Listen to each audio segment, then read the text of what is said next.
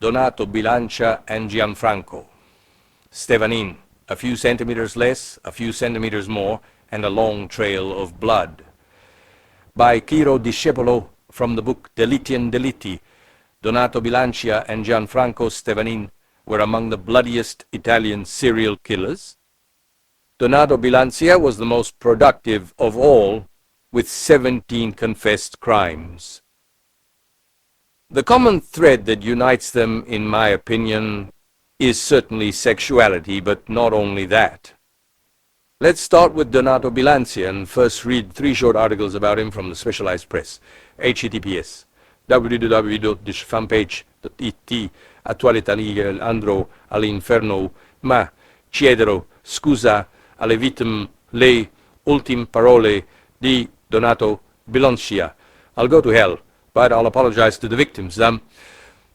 Donato Bilancia's last words. I'll go to hell, but I'll ask God for a moment to apologize to the victims, are the words Donato Bilancia spoke to his confessor, Don Pozza, at Due Palazzi prison before being struck down by COVID. Since his conviction, the trained serial killer has spent 22 years in prison. Recently, he had requested leave to care for a disabled boy by Angela Marino. I'm there on the couch watching TV. I get up, and I'm going to kill a woman on a train. Why? I can't answer. I remember everything moment by moment, but I can't answer why. It wasn't me. I don't feel responsible. It was as if while driving a car I had ended up on a bus shelter and killed 15 people. That's the feeling I have. 22 years in prison had made us forget Donato Bilancia, had erased from our memories the images of the bodies, and from our subconscious the irrational fear that he might appear one night on the carriage of a moving train, his Smith & Wesson clutched in his hand. That was how he did it. After a criminal debut in his world, that of clandestine gambling dens, with the 7 murders in Genoa, Donato Bilancia, a compulsive gambler, had shifted the axis of his desire, first into the world of prostitution, another comfort zone of easy prey, a situation of risk, then towards the world of ordinary people, of travelers, becoming the character we all remember, the trained serial killer. This transition, which occurred when Bilancia, a life of robberies and petty thefts, always on the edge of legality, was now a mature man, brought him to the small screen, the undisputed star of the news, incredibly accessible and frighteningly close to those who from home followed his murderous career. Bilancia had become an omnivorous predator who killed anyone within range, excited by the victim's fear and helplessness. We owe Lorena, a victim who escaped death by resisting the killer, one of the key elements in Bilancia's arrest. It was when the girl, who at the time earned her living as a prostitute, saw the butt of a gun sticking out of a door pocket in the Mercedes where he had led her to believe they were going to have paid sex. She understood. She took her time, slowly undressed, then fled screaming into the darkness of the garden in Novi Ligure, where they were parked, while 2 night watchmen succumbed to Bilancia's gun for rushing to her aid. Paolo Bonolise's interview with Donato Bilancia that night, her life was spared. The police had a sketch. The train killer, the Ligurian monster, as they had begun to call him, would be arrested on May 6, 1998, after a year of activity in which he had managed to kill 17 victims. From an elusive assassin of the darkness, he had become an ordinary man with a humble appearance. Caught thanks to a series of fines collected by skipping tolls, he would be framed by the DNA found on one of the bodies over which he had masturbated, and a series of fingerprints. Donato Bilancia never denied the murders. In fact, he even confessed to the murder of Giorgio Centenaro, who died naturally. He accepted the 13-life sentence, believing it to be fair, but without ever feeling the need to apologize to his victims, at least not right away.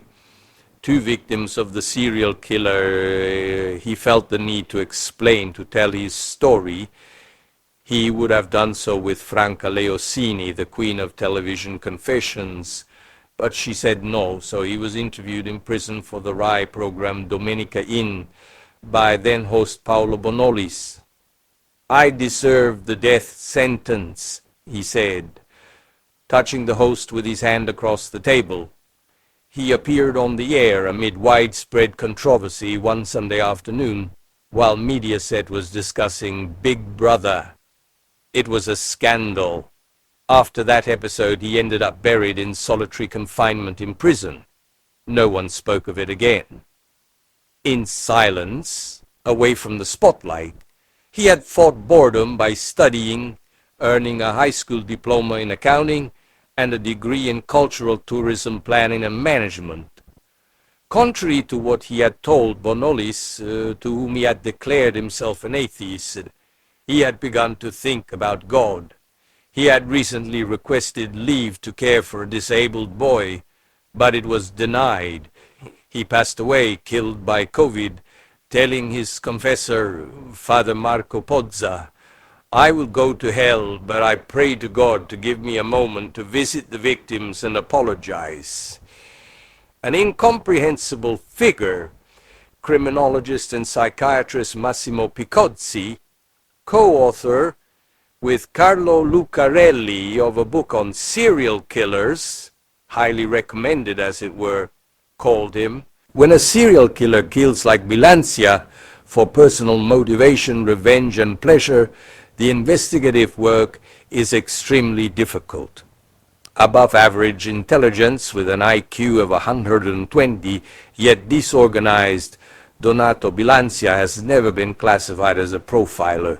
Born in Basilicata but raised in Liguria, scarred by the physical and emotional abuse of his father, who humiliated him in public by exposing his genitals to taunt him, he ended up in a coma twice after separate car accidents. In the late 1980s, at 37, he was shocked by the suicide of his brother, who threw himself under a train with their 4-year-old son in his arms.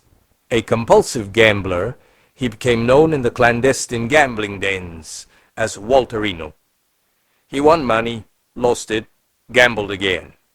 It was then that he began killing creditors and enemies in the gambling dens. Changing victimology and patterns, he then moved on to prostitutes and finally trained passengers. Books and TV series feature him, unable to explain what he himself was unaware of. I don't know why. It wasn't me. https www.queryonline 2022 0629 I Segreti di Serial Killer Donato Bilancia, Secrets of Serial Killers Donato Bilancia, June 29, 2022. Mariana Kukuru, the most popular serial killer themed TV series, usually well written and gripping, often don't pursue absolute realism, sacrificing it for pathos requiring a suspension of disbelief. Sometimes the classic Aristotelian unities of time, place, and action are put into practice. In particular, the story unfolds quickly. Just a few days between the serial killer's first strike and his capture, usually in the midst of kidnapping or attacking the latest victim, Italy witnessed a serial killer case worthy of the best TV series. A killer who murdered 17 people in the span of a few months, with a mixed victimology and motive, a modus operandi that changed depending on the occasion, and a motivation that was sometimes completely incomprehensible, if not the simple desire to kill. The story of Donato Bilancia is therefore truly complex to decipher, atypical even in the rich and varied Italian criminal history. A difficult life. Donato was born in Potenza in 1951 to a lower middle-class family composed of parents Rocco and Anna and an older brother Michele. The Bilancias moved several times, living in Asti, Salerno, and finally settling in Genoa. The family context was profoundly dysfunctional and cold from a human perspective. The mother, in particular, was an affectionate woman who did not hesitate to mock and insult her son. The father also subjected his son to very harsh humiliations. Donato suffered from bedwetting until adolescence, a classic symptom of profound childhood distress. Not only did this fail to alarm his parents, it also became a further reason for his mother to ridicule him, publicly displaying urine-stained sheets. In one episode, when her son was just 12, Rocco forced him to expose his genitals in front of some female cousins, teasing him for being sexually underendowed. Bibra grew up quickly, becoming cynical and disillusioned. His brother Michel proved to be troubled and prone to deep depressive episodes. In adolescence, Donato realized he had a form of impotence, making full sexual relations with women almost impossible.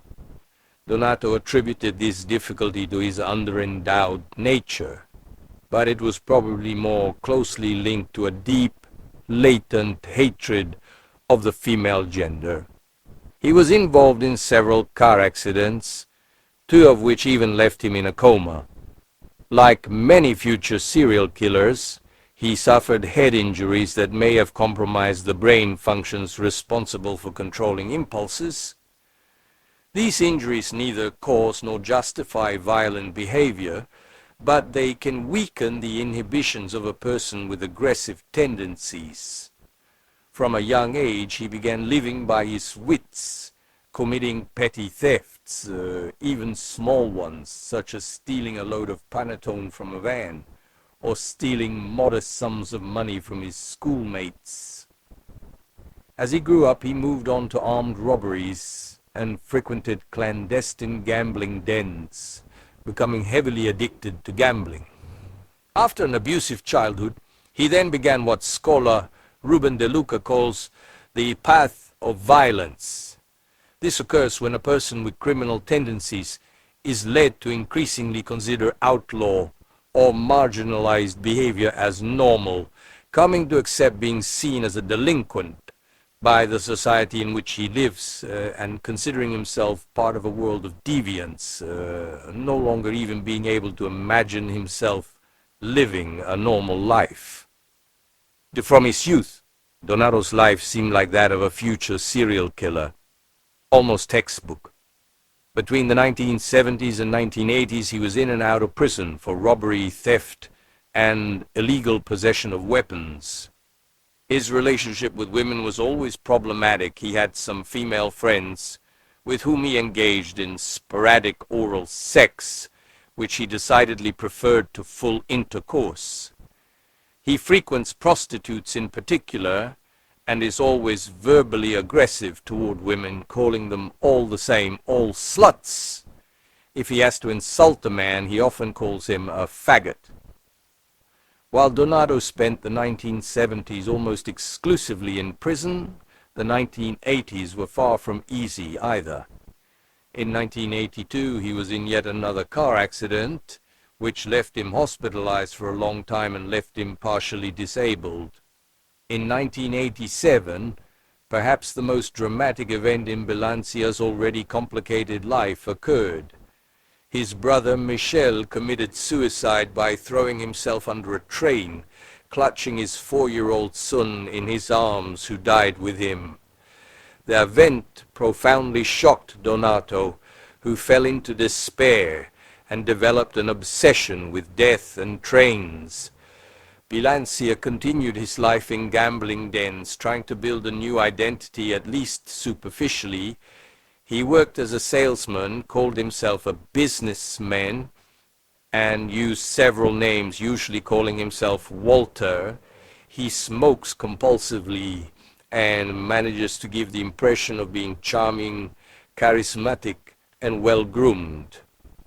Those who know him have the impression of a self-confident and easygoing individual, even if they sense his inner emptiness.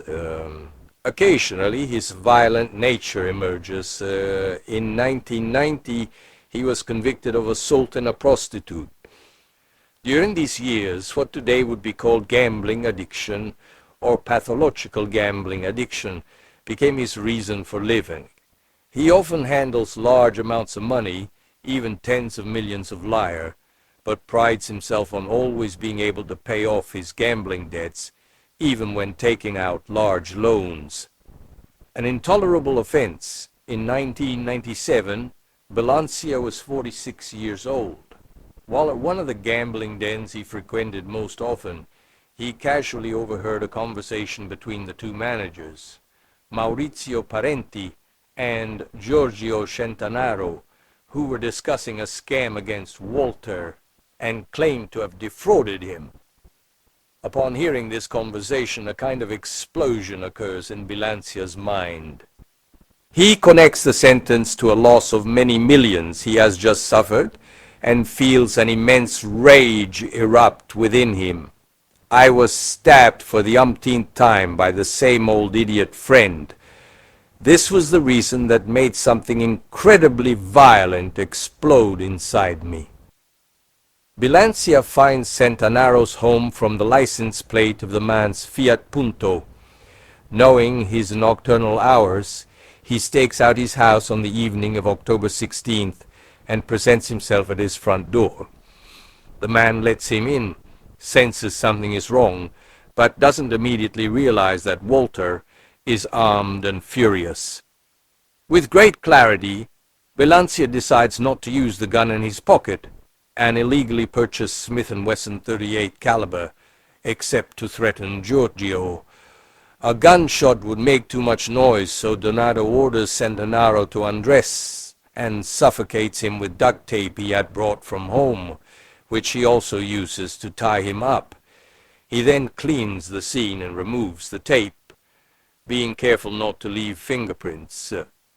There are 500,000 lire in cash and watches scattered around the house. But Bilancia didn't kill for money and didn't touch anything before leaving. The death is classified as natural due to cardiac arrest, so no investigation is opened. Sometime later, Bilancia makes an anonymous phone call from a payphone, claiming responsibility for Centanaro's murder, wanting everyone to know that it wasn't a natural death, but a practically perfect crime. Centanaro's murder has a disruptive effect on Walter's life, as if it brought to light a thirst for revenge that had been dormant for years. It's rare for a serial killer to start killing in his late 50s. The average age is around 25. But Libra spent many years in prison, and this may have delayed the emergence of homicidal impulses, which he later denied ever having felt before 1997. The first murder was lucid, organized, and meticulous. Libra feels like a war machine, and his vengeance continues. Maurizio Parenti also had to pay for robbing him, and Parenti would be his next victim, killed along with his wife, Carla Scotto. Once again, Walter waited outside his house on October 24th, careful not to be seen. He pretended to want to resell some watches, and then handcuffed him, threatening him with a gun. He emptied the safe at home, but later clarified that he wasn't interested in the money, but had only done it to mislead the investigation. He killed both Parenti and his wife, maintaining complete control of the situation at all times, immobilizing the couple with duct tape and forcing them to lie down on the bed. He covered them with a sheet and shot them both. In this case, the killer took the money and watches to fake a robbery, but threw the watches away, knowing it would be unwise to try to resell them. In just a few days, Bilancia went from being a small-time criminal to a cold, determined, vengeful killer. He later stated that he was deeply sorry for the death of Carla Scotto, who was merely a situational victim. The beginning of the massacre, after the first 3 crimes, Bilancia never stopped killing. He committed other murders in which the motive of robbery was more evident. On October 27th, he killed a pair of goldsmiths, Bruno Solari and Maria Luigia Pito. On November 13th, he killed the money changer Luciano Maro, from whom he stole tens of millions. In both cases, he had never had any relationship with the victims before the crimes, but the murders were apparently motivated by the need to repay gambling debts. On January 25, 1998, Bilancia killed Giangiorgio Canu, a night watchman during his work shift, again with gunshots. In this case, it's truly difficult to find a rational motive. Some will see this crime as a hatred of night watchmen, but Bilancia refutes this hypothesis. I think it was 30 or 25 years ago. A night watchman shot me in the leg. It's not that it was definitely for this reason. The individual's choice was purely random. In March 1998, Walter added prostitutes to his list of victims through whom he vented his misogynistic hatred. He killed Stella Trusha, an Albanian, and Lyudmila Zubkova, a Ukrainian. On the 20th of the month, he shot money changer Enzo Gorni in Ventimiglia, robbing him of over 14 million lire. On March 24th, he attempted to kill a South American transgender woman, Lorena Castro, who was a prostitute. The woman feigns death and manages to escape, but two night watchmen, Candido Rando and Massimo Gualiglio, arrive on the scene, both of whom fall to Bilancia's gunshots. Lorena's testimony will later prove crucial in the trial against Walter.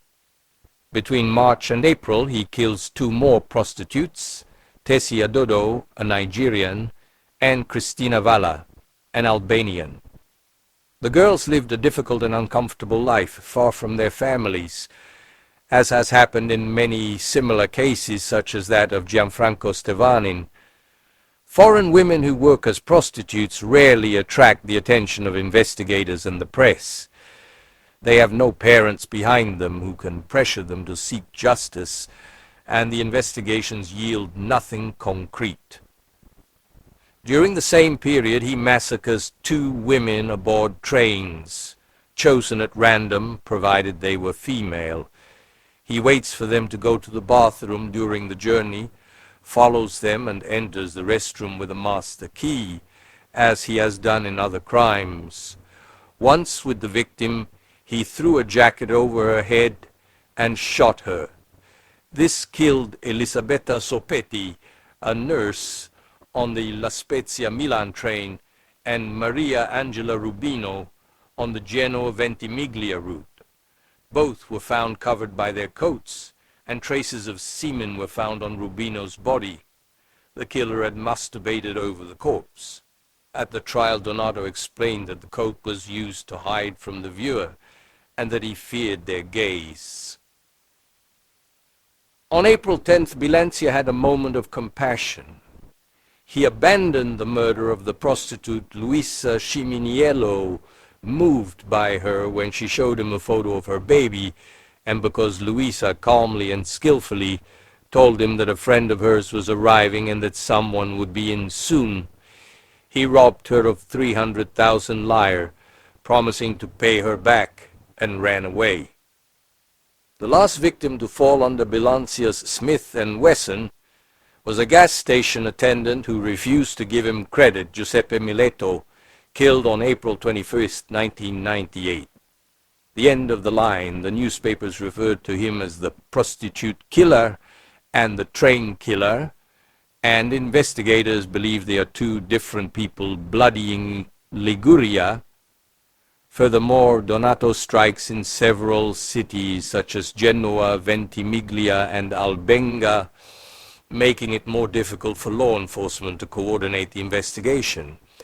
The trail of crimes is finally broken when an acquaintance of Donato, the owner of the Mercedes Bilancia uses for his travels, receives dozens of fines for using an expired Via card. His friend also recognizes the features of Walter in the identikit provided by Lorena Castro and decides to report him. The physical traces found on several bodies and the type of bullets used frame him.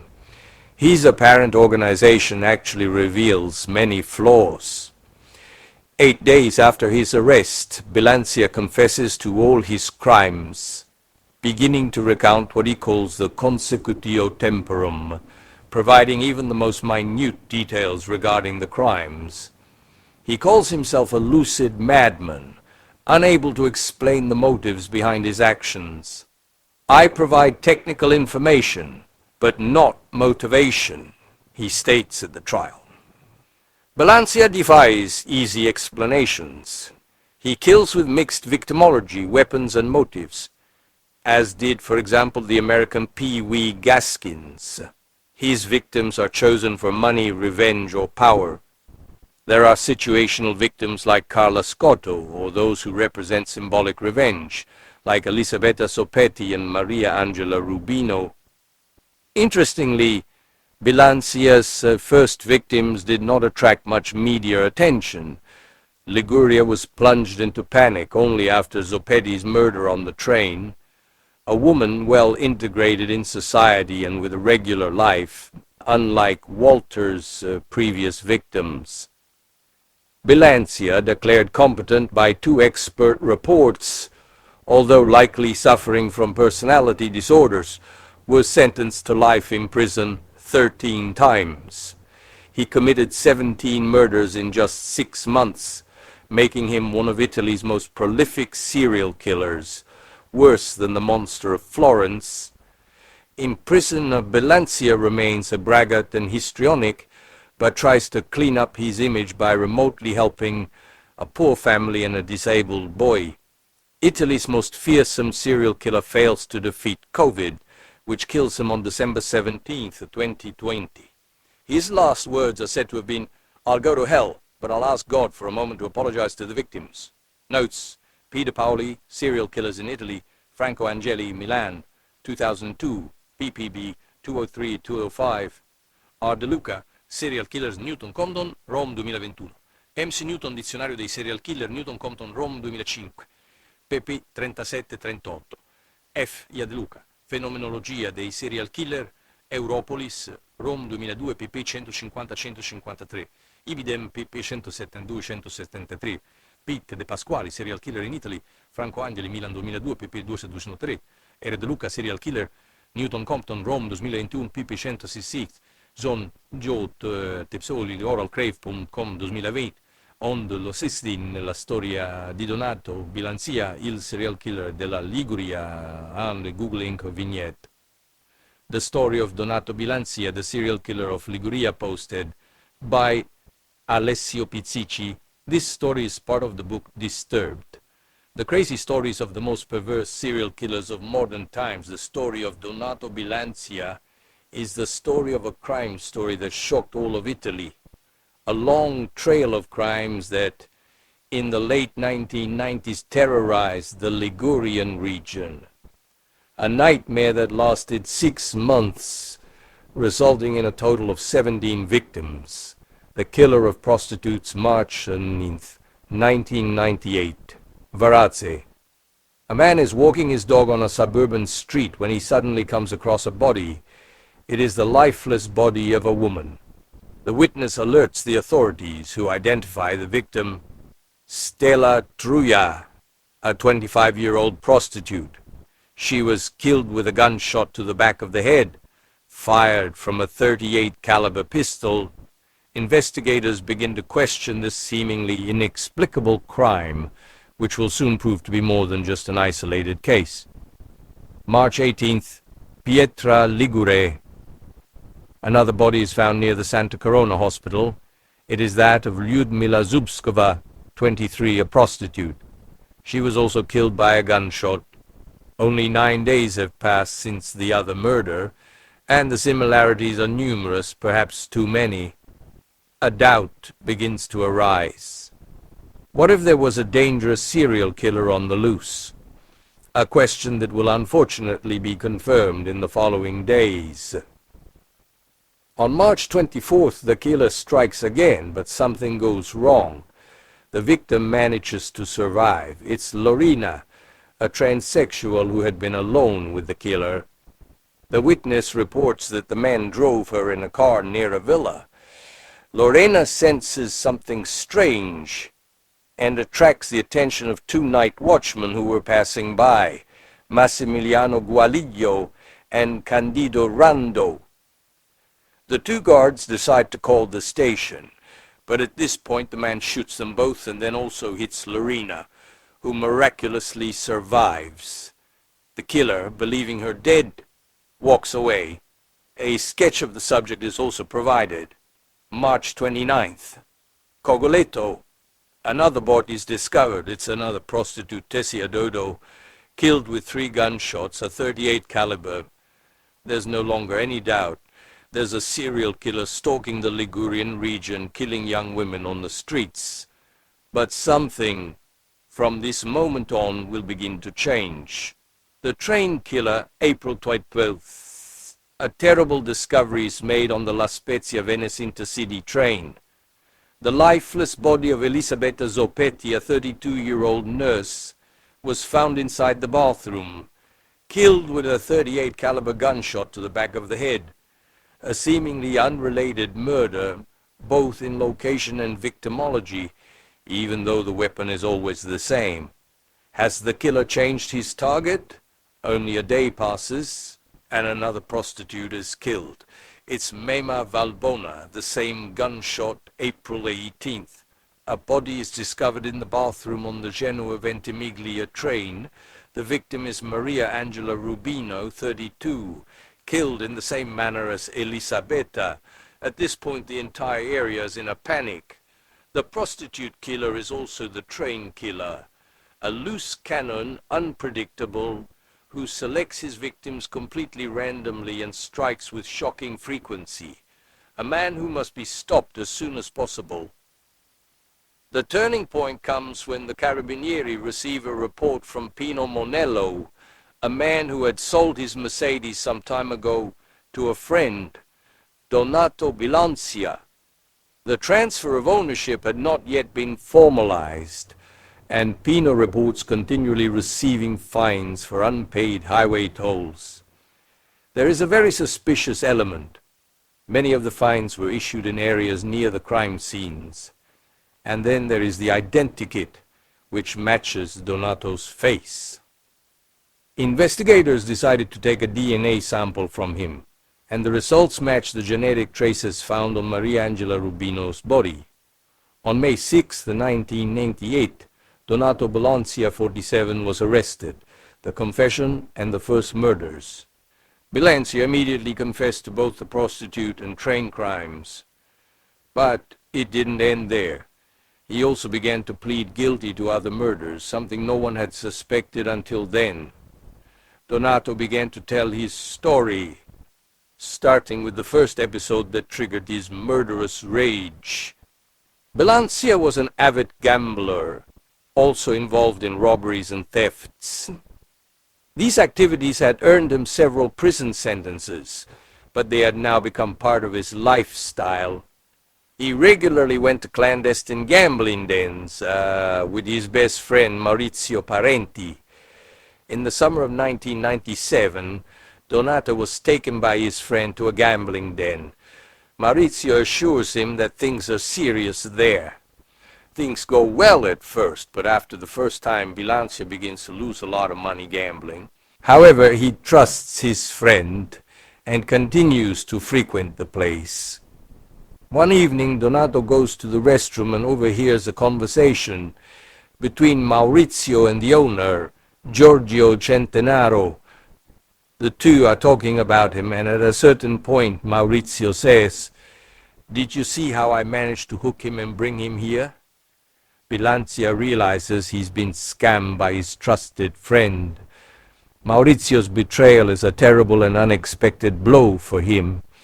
After days of grief and resentment, he decides to plot revenge, devising a precise plan. On October 14, 1997, he breaks into Giorgio Centenaro's home at gunpoint.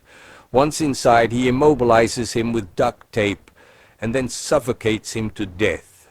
A few days later, on October 24th, he entered Maurizio Parenti's home and, after tying him and his wife, shot them both dead. This bloody revenge triggered something in Donato Bilancia's mind. He had enjoyed killing, and from that moment on he was no longer able to control himself, starting to kill in a completely random manner. On October 27th, he killed the couple Bruno Solari and Maria Luigia Pito, owners of a jewelry store. On November 13th, he killed Luciano Maro, a money changer. On January 25th, 1998, he killed a night watchman, Giangiorgio Canu.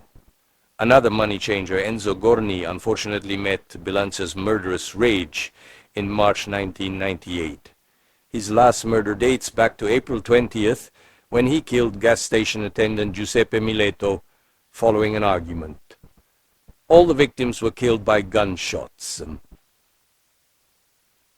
During his time in prison, Donato Bilancia was treated by psychologist Vittorio Andreoli, to whom he recounted his childhood. As a child, he suffered from enuresis and was harshly criticized by his parents. His anxiety also increased following his father's taunts about the size of his genitals. His discomfort with his private parts will continue into adulthood. His school years are quite difficult, and it is during middle school that Donato, along with other friends, begins to steal. After finishing school, he devotes himself full-time to theft and begins calling himself Walter. A series of traumatic events will mark a turning point. In 1987, his brother Michel commits suicide by throwing himself under a train, with his 4-year-old son in his arms. This event will leave a profound mark on his life. In 1990, he is involved in a car accident, which forces him into a coma for 5 days. The trial takes place, during which the defendant is declared competent. The verdict results in a sentence of 13 life sentences. Donato Bilancia remained in prison in Padua until his death at the end of 2020. Conclusions. A man who transformed into a killing machine. Donato Bilancia, an atypical and unpredictable serial killer. His murders shocked the entire nation, producing a sad and long chain of victims. A story that has remained etched in the news and in the minds of citizens at Alessio Pizzici. And now my analysis of this case. As everyone knows, I personally don't like to give the world and life a predominantly Freudian vision of everything. However, I have always emphasized that even if the Freudian vision is not, in my opinion, the primary and most important vision of life, it is nevertheless among the most significant directions in life. In fact, I don't believe that all human libido moves towards sex, but sex is certainly one of the main drivers of the world and of life. And in my opinion, the Jungian vision of the universe, the world and life, the Weltanschauung of Carl Gustav Jung, who specified that libido is not only sexual, satisfies me much more. However, in the case of the major Italian serial killer Donato Bilancia, and also that of another notable Italian serial killer Gianfranco Stevanin, we are faced with narratives that can be explained primarily through a Freudian vision of the human journey. Let's start with Donato Bilancia and immediately notice a difference compared to other famous serial killers worldwide, such as Americans Theodore Bundy, John Wayne Gacy, Jeffrey Dahmer, Albert Fish, and others. Indeed, from the first to the last crime, these men, it can be said, had a precise direction, a purpose, and even the methods with which they committed their crimes. For Donato Bilancia, however, as we have read, both the methods and the motives changed. It all boils down to a few months in which he committed 17 crimes, and then once arrested, confessed to them all, even those where the police and investigators would never have imagined a connection between them and the train killer. So, I was talking about the sexual, but not only sexual nature of these crimes. So let's take a look at Donato Bilancia's birth chart, whose day, month, year of birth, and even the time are known from his birth certificate. We know he was born in Potenza on July 10, 1951 at 2:30 a.m. It doesn't matter for the purposes of our analysis if the actual time of birth differs slightly from the one declared at the registry office. As always, the time of birth provides us with the most information about the subject. Very strong Taurus values. He was much more Taurus than Cancer, Sun sign, or Gemini, rising sign, or Virgo, moon sign. His libido was decidedly Taurus. Money was almost always the driving force, from petty thefts as a boy, followed by robberies, to the gambling addiction that led him to lose large, if not very large, sums of money, and even sex, which for him was almost exclusively oral. Gluttony, nourishment, money, sex, albeit much less than the average person, and usually of a very poor quality. He and his family moved several times between Salerno, Asti, and Genoa, and then settled almost permanently in Genoa. His childhood and adolescence were marked by petty thefts, for which he even served time in prison, and then escaped. But those years also inflicted profound pain on him. The suicide of his brother, who threw himself under a train while holding his baby, although I must say that here, obviously the defense in the trial for the 17 murders, doing its job, attributed enormous importance to this fact. But this enormous importance is not given to us by his birth chart, while another very important element is highlighted: the profound and painful frustration he experienced as a child when his father repeatedly undressed him in front of others, including his little cousins, to demonstrate the fact that he had small genitals, and this marked him badly and forever. Let's also say that his sexual libido was truly low, because beyond the size of his genitals, which objectively, according to the news reports, were small, his libido, in the sense of sexual desire, was also truly low. In fact, astrologically speaking, we do find Mars in the first house, but this same Mars was very weakened because it was in the sign of Cancer, therefore in its fall, and was receiving only bad aspects from the other stars in his natal chart. And this element should have been the tool with which he could have led a sexually satisfying life. But how can one lead a sexually satisfying life when, in addition to this Mars in the first house, in its fall it was also receiving only bad aspects? Then the chart as a whole shows us a Gemini ascendant who is certainly not inclined towards sexual matters, except as a matter of curiosity, of mental exercises. Furthermore, there was a Moon and Venus in the cold sign of Virgo, with a Saturn-enhanced Moon conjunct Saturn, which explains the lack of satisfaction in this regard in his life. It was essentially a life in which love gave him nothing, neither emotionally nor sexually. But if we then add that his fifth house was dominated by Saturn and Neptune, then we understand that he had a virtually non-existent sex life. Now, however, Mars in the first house, especially when in its fall, can lead people to commit very ugly forms of violence or to suffer it.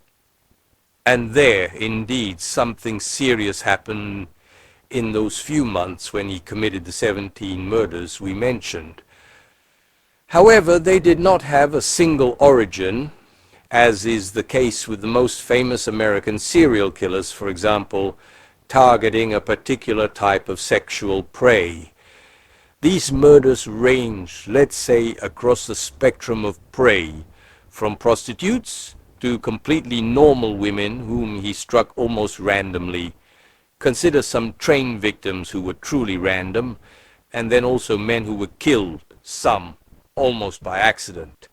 Let's start with the first three murders, which I'll discuss now, and begin to look at the solar return that served as the backdrop for his baptism of blood. The 17 murders he committed in the space of a few months, and even his arrest. And we're essentially talking about the solar return of 1997, which featured an ascendant in the 12th house, the mother of all misfortunes, combined with Saturn in the 10th. This is a very, very perverse combination. It wasn't the only one of the 34 main rules of my school that was violated at that pivotal moment in Libra's life. Why? We see that he took 3 celestial bodies between the 12th and 1st houses, the Sun in the 12th, Mercury and Venus in the 1st, with Venus also on the 2nd cusp. So there were already 2 very serious violations of the 34 rules, with the Sun in the 12th and 3 celestial bodies between the 1st and 12th houses. Then we also observe a Saturn in the 10th, and this is another fundamental point of the 34 rules. When I write in my books that the combination of bad 10th house values and terrible 1st, 6th, and 12th house values, Saturn in the 10th house of a solar return is among the worst configurations that can occur, while Mars in the 10th is absolutely not. And I often include it in my targeted birthdays, as everyone knows, since my targeted solar returns have always been public from the first to the last. Saturn in the 10th speaks of a nasty, almost always irreversible fall in relation to a person's emancipation or loss of emancipation.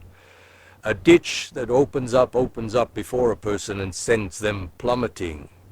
I often cite as an example the case of the lawyer Gianni Agnelli. When he had that terrible heart attack I write about in my book Transits and Solar Returns, precisely with that terrible astral configuration. He went from a lifestyle in which he spent all his weekends in the company of very young and gorgeous models of 18 or 20 years old to another truly sad stage of his existence. He was forced to walk with a cane and had to forget those hot weekends of sex with girls, let's say 18 or 20 years old. He completely changed his life and began to take care of the family business. He became a senator of the Republic. In short, he went from youth to old age, almost in one fell swoop. What happened to Donato Bilancia here? We must take a small step back and say that another constant in his life up to that point was his interest in money.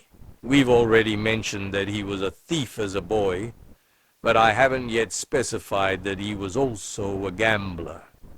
This is certainly indicated by the Sun-Uranus conjunction in his 2nd house of birth, which led him to tempt fate in that area and even lose large sums of money. But it should be noted that he then paid off these debts, and of course the frustration he continued to feel over his non-existent libido also arose from gambling and losing. Hence Saturn and Neptune in the 5th house, 2 super malefics in the abode of gambling, entertainment, playful and recreational activities. So what happened? What was the trigger? Because we see that in that solar return, which marked a turning point for his entire subsequent life, Venus was in the 2nd house and Jupiter in the 8th. And so in that year he also made a lot of money very easily, which certainly had a huge and positive impact on his soul. Let's look at the facts. Donato Bilancia met a gambling keeper, Giorgio Centenaro, with whom he lost large sums of money. He had been introduced to this gambling keeper by a friend of his, or at least someone he considered a great friend, another gambling keeper, Maurizio Parenti, His wife was Carla Scotto. It so happened that he was introduced to this gambling ring and lost large sums of money. Then by chance he overheard a conversation between them while he was in the bathroom, in which they boasted of having tricked him. This caused him days and days of torment over the betrayal and the sums of money he had lost, and he developed within himself, down to the last detail, a plan for revenge. He first killed Giorgio Centenaro in his home in Genoa on October 16th, 1997, suffocating him with his hands and duct tape. But the crime was not recognized as such and was filed as a natural cause of death. Only a few days later, 8 days later on October 24th, he went to the home of his alleged friend and gambler, also named Maurizio Parenti, who was with his wife Carla Scotto, and killed them both, and stole 13.5 million lire in cash, a considerable sum at the time, plus several valuable watches, which he later disposed of. This, in my opinion, triggered the serial killer's impulse. After a life of frustration, especially sexual, as I mentioned, and gambling losses, he experienced the thrill of blood, power, and winning easily at gambling, a sense of power that came to him for the first time in his life, earning, so to speak, huge sums of money by killing people. Then, as sometimes happens with non-domesticated animals, in the forest who taste human flesh for the first time, and then go in search of more human flesh, something similar likely happened to Donato Bilancia, who began killing and also killed 2 garbage collectors and several prostitutes. One of them survived by playing dead after he shot him, because he killed with a gun. The woman provided investigators with invaluable information to help him arrest her, including a very similar identikit. Eventually, after a months-long bloodbath, he was arrested because they also tracked him down through the type of car he used during the crimes. An old black Mercedes a friend had sold him. This was the end of the story of Donato Bilancia, who, once arrested, also confessed to the other crimes he had committed. And then he died during COVID in 2020, while serving several life sentences. He also had a somewhat belated pseudo-religious conversion, but this is unlikely to be credible given his birth cycle. P.S. Note, again, regarding this SR, that Neptune and Uranus in the 7th house, plus Saturn in the 10th and Mars in the 4th, meant, among other things, that the subject bumped into justice and earned himself prison time. And that's it for Donato Bilancia. Let's now look at the other case related to this chapter, starting with an online article that also cites little-known details of Gianfranco Stevanin's personal and legal history. Gianfranco Stevanin, 32 centimeters tall like John Holmes, from the page https Occhirosi.it biography Gianfranco Stevanin. HTM Gianfranco Stevanin, biographies, those serial killer Gianfranco Stevanin, nicknamed the Monster of Tarazzo, location of murders, Italy, murder period 1993-1994, number of victims 6+, modus operandi. He raped and dismembered some of his victims, capture and sentence, life imprisonment. Italy also has its own stories of serial killers.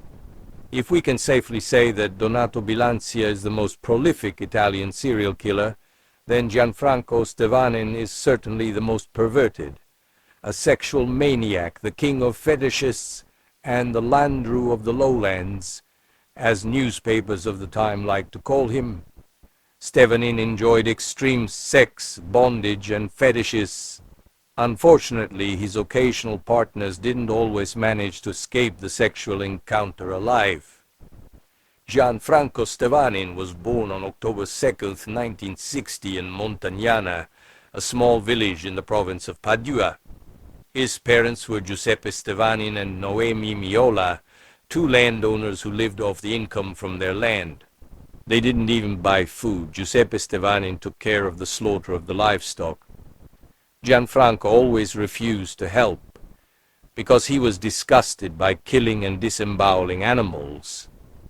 When little Stevanin was 5, he was forced to enter a priest's boarding school for a year.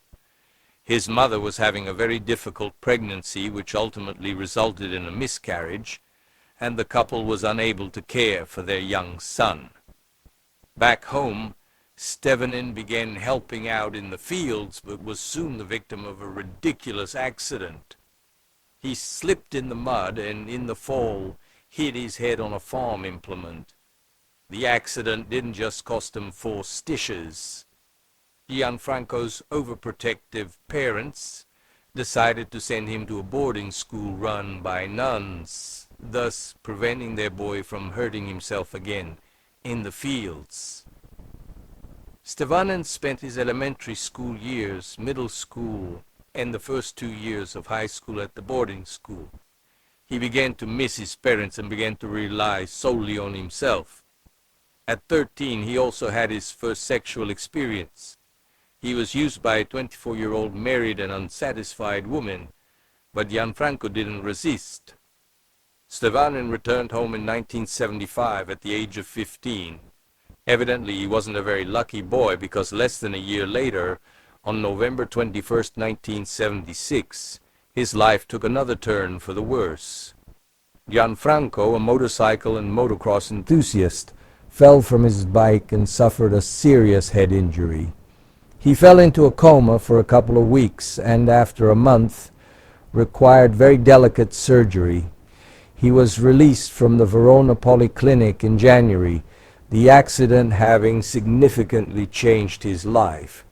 In addition to losing many friends, the head injury left him with a seizure disorder, and 5 years later he developed bacterial meningitis. These weren't the only consequences. Gianfranco Stevanin also experienced behavioral changes, both sexually and in his relationships with others. A slow but noticeable change in his character observed by everyone, relatives, friends, and his girlfriend. He was also forced to abandon his studies because he couldn't concentrate for long and developed migraines. His relationship with sex was very strange.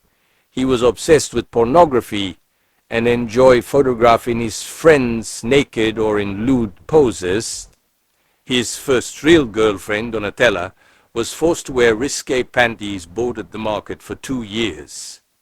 Between 1978 and 1983, Stevanin stained his criminal record on several occasions.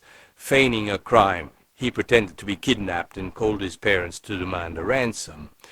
Domestic violence.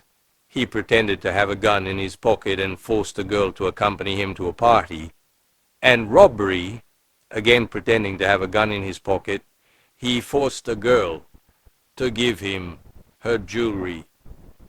In 1983, he was responsible for a car accident in which a girl lost her life. He was convicted of manslaughter. In 1989, he kidnapped and raped a prostitute from Verona, Maria Luisa Mezzari.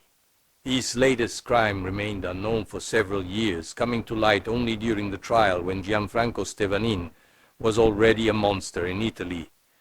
Amidst all these crimes, Gianfranco discovered a love, true love, with a capital L, a relationship that would last 5 years, between 1980 and 1985, when Stevanin was between 20 and 25 years old. Her name was Maria Amelia, and she was his peer. Stevanin had life plans for this girl. He didn't feel old enough for marriage, but he knew she was the right woman. In 1985, however, Maria became seriously ill, and Gianfranco's overprotective parents pressured him to stop seeing her. Relationships with his parents threatened to deteriorate, so Stevanin obliged them and dumped Maria.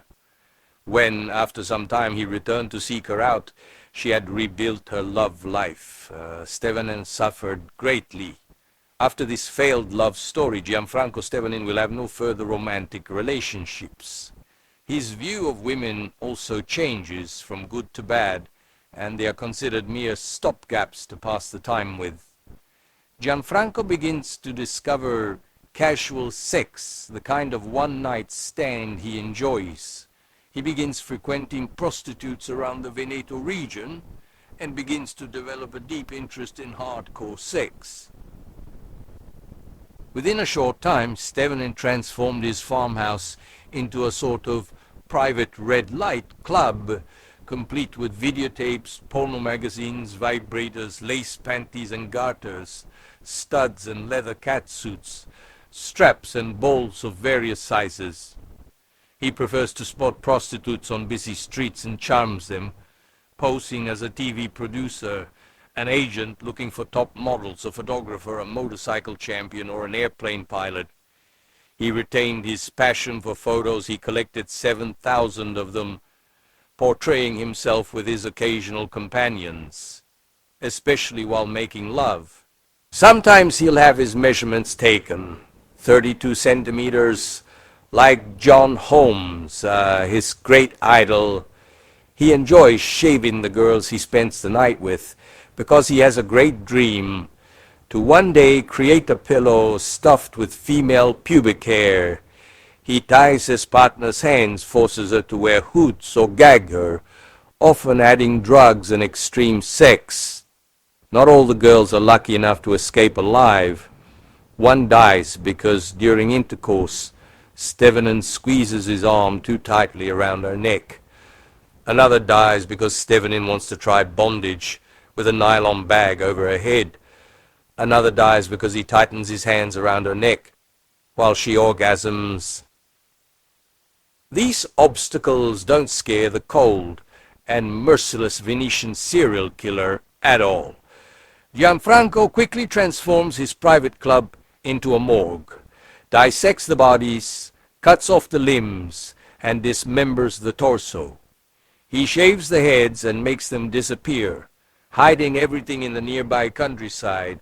The first woman to disappear on January 15, 1994, was Claudia Pulejo, a 29-year-old drug addict lured to the villa with the promise of 15 boxes of Rohypnol, a powerful drug for withdrawal symptoms. In exchange, Stevanin asked permission to take some special photos of her. His last victim, an Austrian prostitute, Gabriele Musker, took place in November of the same month. The victim would prove fatal. It was the evening of November 16, 1994. In Vicenza, Stevanin approached the Austrian prostitute and asked her how much she wanted for photos. Gabriele Musker asked him for 1 million lire and insisted that her face not be photographed. Having obtained Gianfranco's promise, the prostitute climbed into the Lancia Dedra. In the man's farmhouse, poor Musker was subjected for hours to violent intercourse, extreme erotic games, and was forced to have pornographic photos taken. He also attempts to escape through the bathroom window, but finds it sealed. When the girl refuses to be tied naked to the table, blindfolded and back to front, so he can take more photos, Stevanin becomes furious and threatens her with a gun and a box cutter. The prostitute is afraid, begs him, and offers him 25 million lire to be released. Stevanin willingly agrees, but first demands another sexual encounter.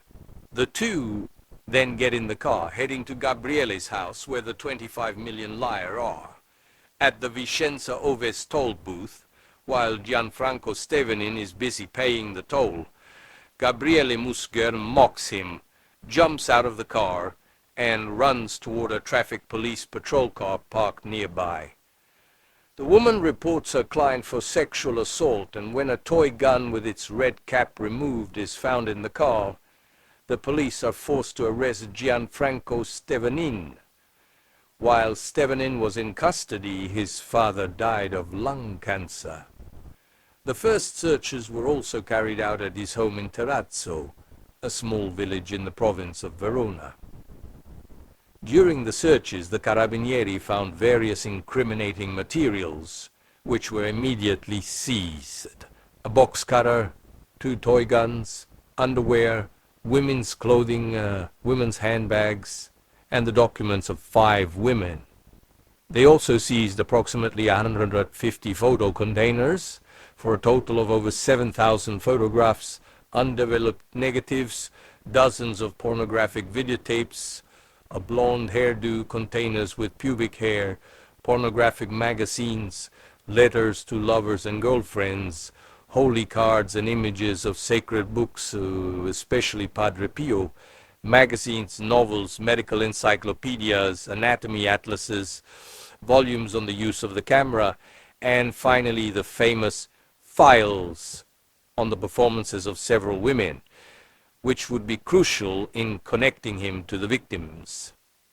Regarding the hair and body hair, Stevanin initially states that it came from 3 or 4 women. He later says he shaved several of them, but he doesn't remember the exact number. The books and letters, however, will be very important in building the criminal's psychological profile. For the police, Gianfranco Stevanin isn't yet a serial killer. He's simply a pervert who threatened and raped an Austrian prostitute in an attempt to extort $25 million. Therefore, he was sentenced to just 3 years in prison. However, something arouses the investigators' suspicions.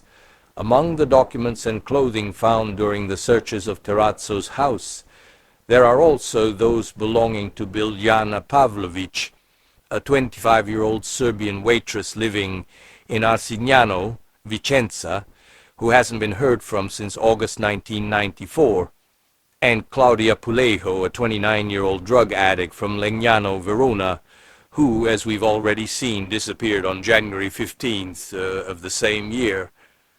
The 2 girls are also listed in the performance records. Stevanin says the clothes are a token of love that the 2 girls left him, but it's truly difficult to imagine them leaving his villa naked.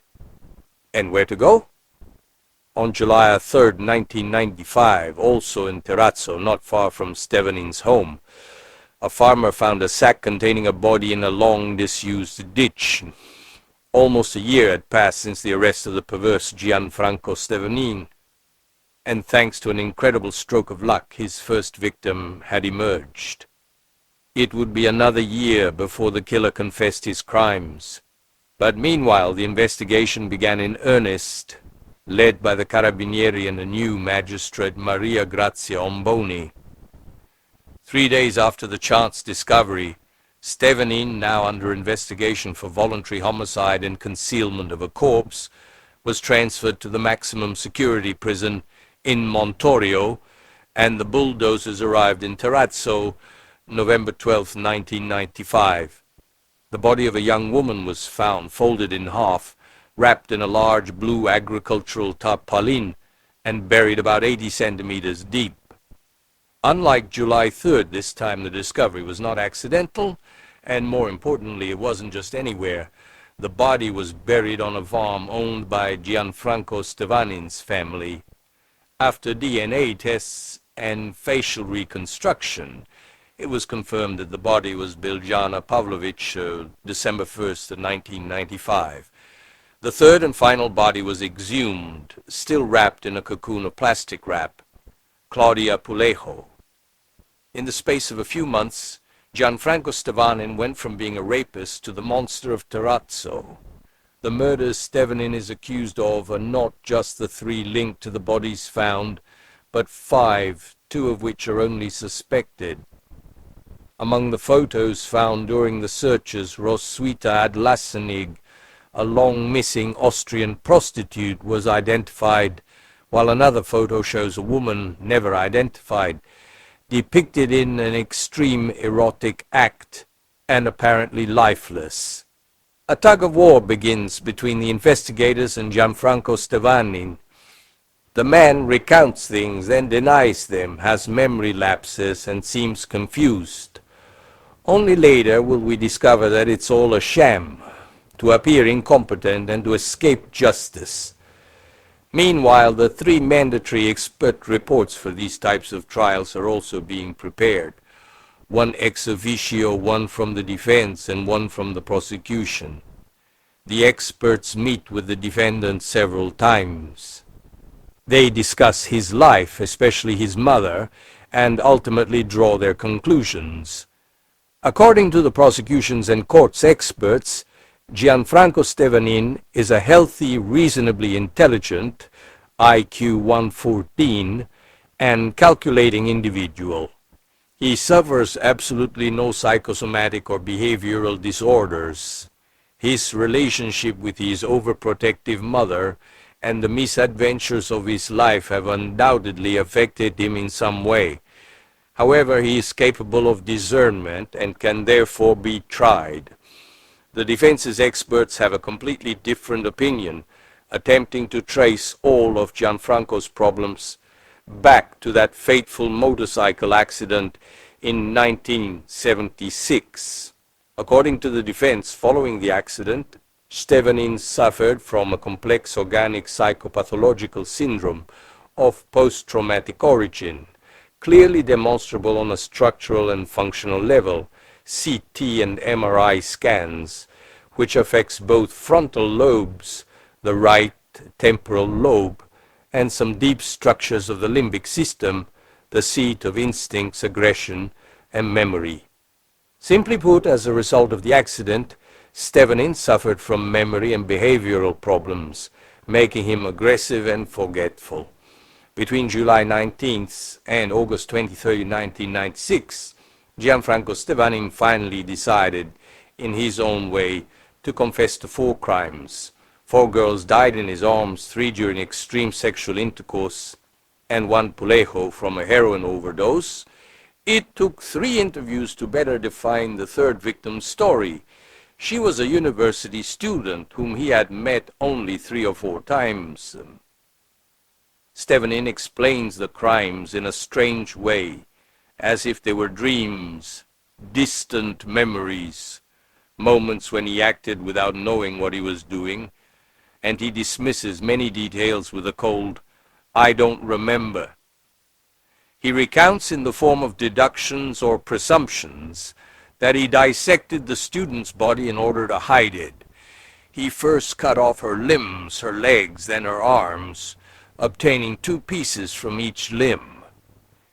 He vaguely recalls that the girl was quite young with long blonde hair, but has no memory of her face. He's also certain that he vomited once during the dissection and saw a lot of blood. He claims to have flashes of himself at night on the bank of a wide canal, in 2 places where he could have thrown the bodies.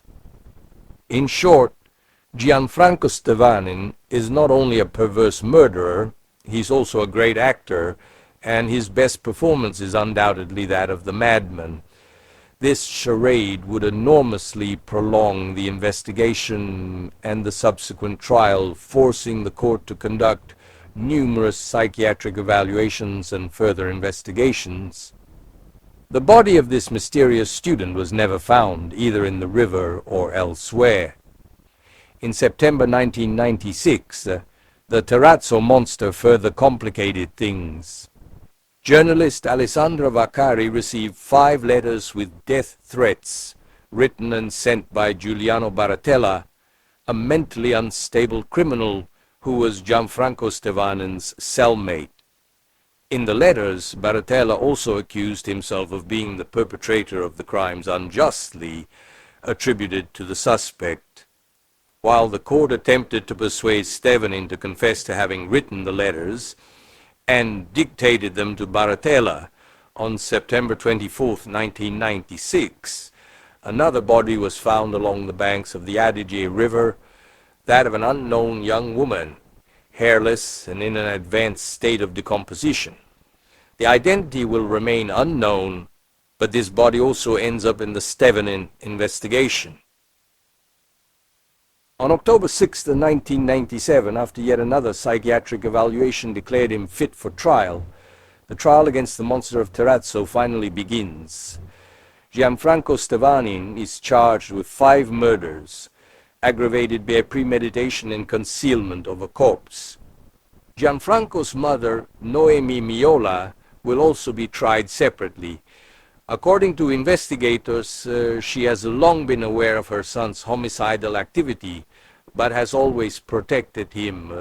It even seems that she was the one who made a head disappear that her son had forgotten in the barn. Stevanin appears in court with his head shaved to clearly highlight a scar left from the 1976 motorcycle accident. The defense's entire case will focus on that scar and that accident. As usual, as can only happen in Italy, the trial proved long and laborious, full of twists and turns and mutually contradictory sentences. The first verdict on January 28, 1998, sentenced Gianfranco Stevanin to life imprisonment, including 3 years in solitary confinement.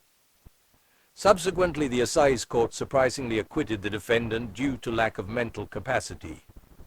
The final sentence was issued only on March 23, 2001, by the Venice Court of Appeals. It confirmed that Gianfranco Stevanin was mentally competent, thus automatically confirming the first sentence, life imprisonment. Noemi Miola, however, was acquitted due to lack of evidence. Currently, the monster is incarcerated in the Sulmona prison, L'Aquila, where in the summer of 2004, he twice saved the life of his cellmate, a would-be suicide. First, he freed him from the rope he was hanging himself from. Then he prevented him from taking pills. We are left with the usual questions. Who was Gianfranco Stevanin? A perverse madman or an intelligent and cold-blooded murderer? And how many victims were he really? A total lunatic? No, he's the least crazy person I've ever met. A true narcissist, even intelligent, extremely skilled at presenting himself as both victim and executioner. Even his lapses in memory about the murders were genuine simulations until the investigators confronted him with evidence and forced him to confess. One of the psychiatric experts who analyzed Gianfranco Stevanin, elegant, refined, always with a hint of that good perfume and perfectly shaved. In him and on him everything is in its place, everything in order, and always with that little perversion. He likes women natural in a miniskirt, without panties or tights and shaved. In this way, in fact, the pleasure begins when I leave the front door and ends only when I return home. Handwritten note entitled How I See Myself, and delivered by Gianfranco Stevanin to the magistrates in 1996. Daniele Del Frate. And from here I resume my astrological analysis of the facts, even for Gianfranco Stevanin of the province of Padua, a serial killer who admitted to or was charged with 6 crimes. We have a reading that cannot ignore a Freudian basis for analysis to understand the facts we are dealing with. But here the situation is reversed compared to that of Donato Bilancia, who, as we have seen, was completely unequipped in terms of passion, both for physical reasons and for reasons of an almost total lack of libido. Indeed, we can describe him as a very cold person in that regard. On the contrary, for the farmer from Terrazza, we find ourselves in a completely opposite situation. While it is true that Stevanin also had Mars in Cancer, and therefore in its fall this star sprayed hormones everywhere because it formed a trine with a dominant Pisces moon an ascendant in Pisces, he certainly had very strong appetites for both food and sex. The moon in turn formed a trine with the very close Venus-Neptune conjunction in Scorpio in the 8th house. The very close Venus-Neptune conjunction in Scorpio in the 8th house trined the aforementioned Mars. In effect, in her natal chart, there was a grand trine between Mars, the moon, and Venus-Neptune as the 3rd point of the triangle. Now, it's clear that this wasn't a healthy Venus, let's say, in the sense that it could express itself, as in the case of a Casanova, in a sea of sex. But in a sea of sex, however, experienced also and above all from the playful side of pleasure, even athletic. Here, however, there was a morbid element that was certainly dominant, because we are precisely in the presence of one of those elements that I have emphasized in my rules as extremely important, but whose true breadth of importance very few have grasped. That is, when an aspect is extremely close. In this case, the Venus-Neptune conjunction is approximately 1 degree. And I have always invited my readers to be alert whenever a sky displays an aspect with a very narrow or even non-existent orbit, as in this case of almost 0 degrees, so that Venus-Neptune conjunction in the 8th house, which is the house corresponding to the sign of Scorpio, and in the sign of Scorpio fueled by a fantastic moon in Pisces on the ascendant, which is also the dominant sign of this sky, and fueled by Mars, also trine the same conjunction, well, it developed a whole series of erotic fantasies where it is imperative to speak of eroticism and not sensuality. I believe everyone knows the difference between eroticism and sensuality. Sensuality, we might say, is a physiological expression of sex and pleasure. Eroticism is above all sex of the mind, even if it is enacted physically. But everything starts in the brain, and in the case of Gianfranco Stevanin, it all started in the brain. He was a pornography enthusiast, and among other things identified with John Holmes, the hardcore movie star of the 1970s or early 1980s, famous for the size of his penis, 32 centimeters. Stevanin had many of his occasional lovers, almost all of whom were prostitutes, photograph him in the act of measuring his penis, which was 32 centimeters. He had developed a whole series of erotic fantasies around this element, which prevented him from having a healthy sex life as a couple, but had to complicate it with mechanical devices and countless photographs of his exploits. Over 7,000 photos were found of him performing numerous sexual exploits. He also used chemicals, which he administered primarily to his victims, and which I believe he also took personally, given the strong Pisces ascendant and moon in Pisces, which speak to us of this. So much so that later, when he was arrested and admitted at least some of these murders, he declared that they weren't murders because these women had died of overdoses, having taken substances during said sex marathons. They had died, and then he had chopped them up and buried them in the land in front of his farm, his farmhouse, or had thrown them into the local waterways. Here, too, we're talking about a fairly short period of time, from the first murder to his police arrest. He was arrested on November 16th, 1994, in Vicenza for picking up a prostitute, a certain Gabriele Musker, an Austrian, I believe he was a transsexual, into his Volvo. He was about to kill him, but he or she begged him to spare him, promising to give him 25 million in cash from his home, and so they set off. When they approached the highway toll booth, Musker jumped out of the car, calling for help from the police officers who were there. Stevanin was arrested, and evidence was later discovered in his home that framed him for a series of crimes.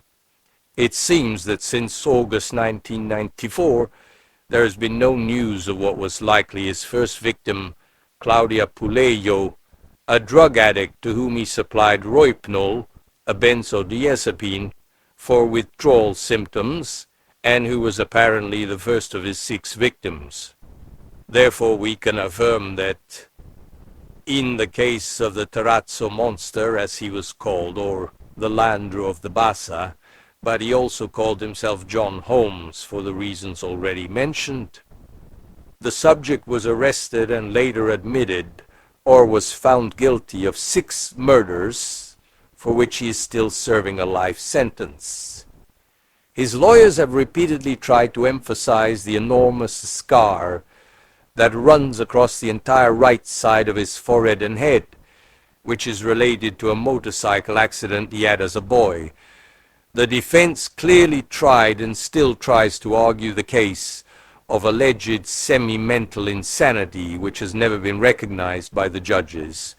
So this is, in short, the situation of Gianfranco Stevanin, who, as I mentioned before, along with Donato Bilancia, presents us with a snapshot of two serial killers in which the Freudian interpretation of their lives is certainly crucial and cannot be ignored in explaining to a large extent the events I have briefly recounted here.